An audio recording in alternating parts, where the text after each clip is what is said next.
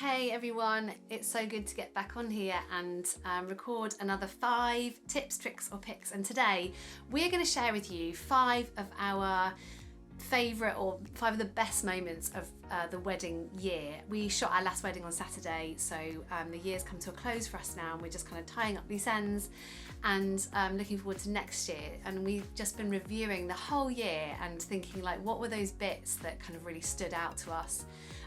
Just to say though, we have absolutely loved every single wedding that we've shot. We've loved every single couple and we've had a brilliant year. But these are the 5 things that stood out for various reasons.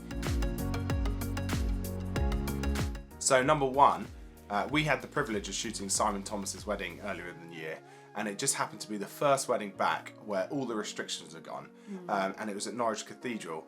And I think the biggest thing to me was coming out of that wedding, coming out of the actual ceremony and being at Norwich Cathedral, 200 odd people outside, and just the buzz and the noise and the excitement that there was. We hadn't had that for 18 months. And so everyone could feel it, couldn't they? Yeah. Like everyone knew. It was like, it felt so weird to be around that many people all together. It was a really good moment. Yeah. Number 2 is mini frogs. One of the venues that we shot at has an outside sort of courtyard area of gravel, and I could see in the corner of my eye that it felt like the ground was moving a little bit. In actual fact, there were mini frogs all over the floor, bouncing around. It was bizarre, something we've never ever seen before, something we'll never forget. And we picked them up and took little photos of them and everything. And I may have squashed a few. me too. There's nothing you could do. No, but then Tom has bigger feet, so you squash more. Oh, thanks. Makes you feel better. Number 3 is, we call this wedding the Cathedral in the Woods. Yeah. They had an outdoor ceremony on the grounds of their land, and they had this huge trees and they had this ceremony in there.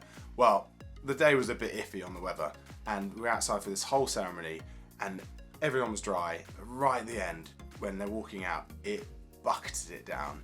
And it was, on the day it was a bit tough, but everyone had umbrellas, they'd had a plan, it was great. Everyone went up to the marquee, which is a bit further away, and had an amazing day, and it was such an experience for them.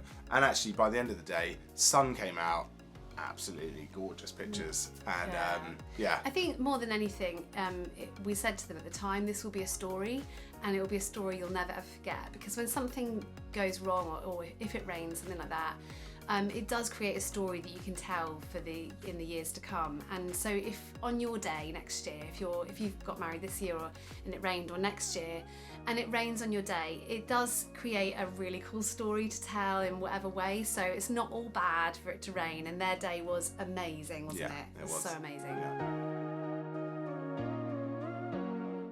Number 4, we had the privilege of shooting my cousin's wedding this year, and we had all of our family there, so obviously parents and our children, and that was a little bit bonkers, I've got to be honest with you, trying to shoot a wedding and work with your children clinging to your legs, but it was so lovely as well. Yeah. It really was a memory that we won't forget, because Well, it's so nice to take pictures of your own kids, at a wedding, but also them seeing what we do. Yeah, we always go off for these weddings, and it was just so a real magical kind of moment of the year, really, in shooting weddings, to have our family around us when we did it. And they loved the dance floor. They did.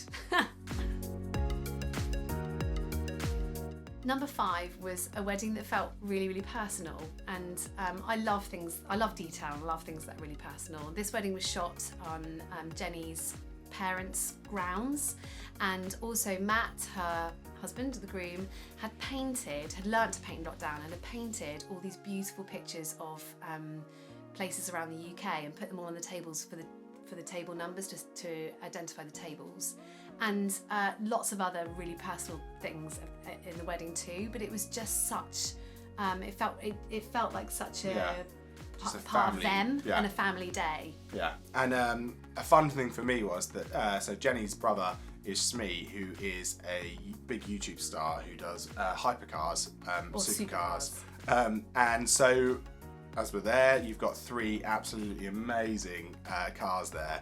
I knew 1 or 2 of them, 1 I didn't, but they were pretty stunning and fun to look at.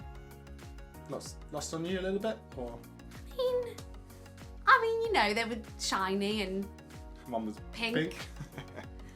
I mean, you know, it was cool. It was really cool to see them, but I'm not as enthusiastic about them as some people were there who were getting their photos taken with them and stuff. You're But not it was really You're cool. not saving up for one. No, I just love Matt and Jenny. Anyway, what a year we've had! It's been amazing to be back to it this year, like full time. You know, back into the weddings again. After kind of a massive break last year, really, and we've just had the best time, haven't we? We've eaten some amazing food. We've seen some incredible venues. We have met some lovely people, and we have adored every single couple. And we're so excited about next year and all the weddings we've got coming up. We've got lots booked in, and we are loving the feel and look of every single one next year. So if you're one of our couples, we can't wait. I didn't plan that. No, that's good. And we hope you have the best Christmas, everybody. And we have got a really cool episode, a long-awaited episode, coming in January about dating, and we've got a competition coming up which we'd love you to take part in, so watch the space. It'll be kind of mid-January, I think, and can't wait to share some more with you, and we'll see you next year. Take care. Bye. Bye.